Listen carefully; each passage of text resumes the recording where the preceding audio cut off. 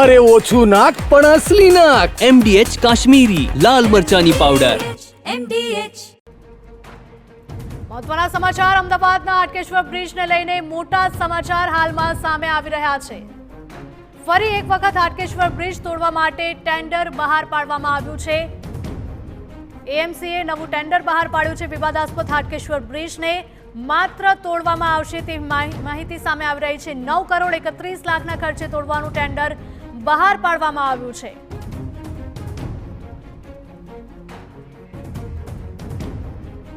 અમારા સંવાદદાતા જિગ્નેશ પટેલ લાઈવ જોડાઈ ગયા છે વધુ અપડેટ સાથે. જિગ્નેશ, જણાવશો કે હાટકેશ્વર બ્રિજ કે જે સતત વિવાદમાં રહ્યો છે અને હવે આ બ્રિજ ફક્ત તોડવામાં આવશે અને નવું ટેન્ડર પણ બહાર પડ્યું છે, શું વધુ અપડેટ?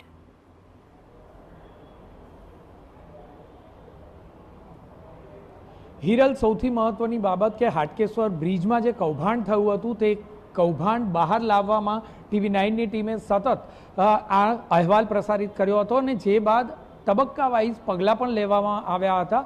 હાલમાં વાત કરવામાં આવે તો એક બાબત સ્પષ્ટ થઈ ચૂકી હતી કે હાટકેશ્વર બ્રિજમાં કૌભાંડ થયું હતું. હલકી ગુણવત્તામાં હલકું મટીરિયલ વાપરી અને બ્રિજનું નિર્માણ કરવામાં આવ્યું હતું. તેને તોડી પાડવાનો નિર્ણય કરવામાં આવ્યો, પરંતુ સૌથી મહત્વની બાબત કે 6 વખત તેના લેબોરેટરીમાં રિપોર્ટ આપવામાં આવ્યા અને તમામ રિપોર્ટમાં એ વસ્તુ છતી થઈ હતી કે હલકી ગુણવત્તાની કામગીરી થઈ હતી અને એટલા માટે જ બ્રિજ ઉતારી લેવાનો નિર્ણય કરવામાં આવ્યો. પરંતુ હવે બ્રિજ ઉતારવામાં પણ એક બે નહીં પરંતુ અનેક ચહેરાઓ કોર્પોરેશનના જોવા મળ્યા છે. ક્યારેક જોઈએ તો 52 કરોડમાં બ્રિજ તોડી અને નિર્માણ કરવાની વાત કરવામાં આવી હતી, જે અગાઉ ટેન્ડર બહાર પાડવામાં આવ્યું હતું ત્યારે. અને ત્યારબાદ જોઈએ તો 104 કરોડની આસપાસની રકમમાં બ્રિજ તોડી અને તેને ફરીથી નિર્માણ કરવાની વાત કોર્પોરેશને કરી હતી. એટલે કે એક જ કોર્પોરેશન, એક જ ઓથોરિટી દ્વારા અલગ અલગ પ્રકારની જે બે રકમો આપવામાં આવે છે તે રકમોમાં જમીન આસમાનનો ફરક છે. લગભગ રકમ ડબલ થઈ જાય છે.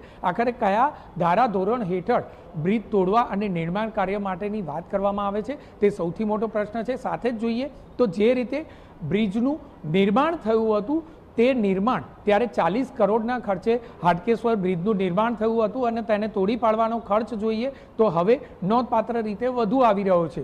જ્યારે બ્રિજ તોડવા અને બનાવવાનો જે ખર્ચ છે તે જે તે સમયે 58 કરોડ રૂપિયામાં રકમ નક્કી કરવામાં આવી હતી, પરંતુ હવે મૂર્ખામી ભર્યું કાર્ય અમદાવાદ મ્યુનિસિપલ કોર્પોરેશનના સત્તાધીશો કરી રહ્યા છે. કારણ કે જ્યારે કોઈ પણ બિલ્ડિંગ તોડવાનું હોય, કોઈ પણ સ્ટ્રક્ચર તોડવાનું હોય તો કોઈ પણ કબાડી માર્કેટના વ્યક્તિ અથવા તો તેને તોડનાર કંપની સામે ચાલીને પૈસા આપતી હોય છે. પરંતુ આ કિસ્સામાં 10 કરોડ રૂપિયા કોર્પોરેશન તોડવા માટે, હાટકેશ્વર બ્રિજ તોડવા માટે કોર્પોરેશન જે તે એજન્સીને આપશે તે પ્રકારનું ટેન્ડર બહાર પાડ્યું છે. આખરે કોના લાભાર્થે, કોના ઈશારે અને કોને ફાયદો કરાવવા માટે થઈ અને કોર્પોરેશને આ નિર્ણય લીધો છે તે સૌથી મોટો પ્રશ્ન છે. કારણ કે સરકારી હોય કે પ્રાઇવેટ હોય, કોઈ પણ પ્રકારના આવા એકમ હોય ત્યારે તેને તોડવાનો નિર્ણય લેવામાં આવતો હોય ત્યારે જે તે કંપની સામે ચાલીને પૈસા આપતી હોય છે. તો આખરે આ કિસ્સામાં કોર્પોરેશન પાસે તિજોરીમાં એવા કેટલા રૂપિયા છલકાઈ રહ્યા છે કે આખરે 10 કરોડની માતબર રકમ તેઓ આ કોન્ટ્રાક્ટરના લાભાર્થે આપવા માટે તેઓ હરખ પદુડા થયા છે.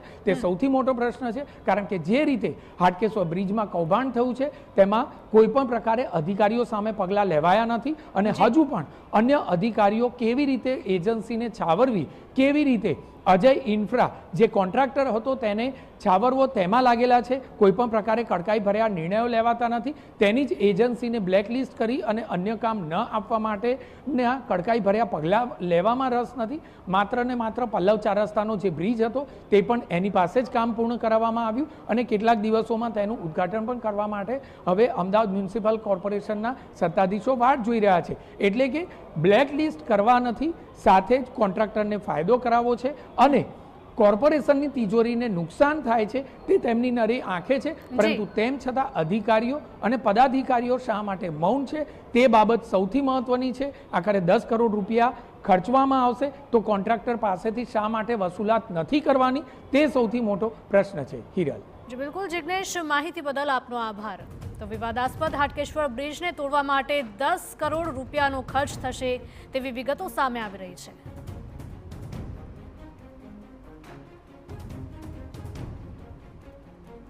MDH ચણા મસાલા હવે છોલા હોય કે ચોળા, સફેદ ચણા હોય કે કાળા ચણા, બધું મજેદાર બનશે.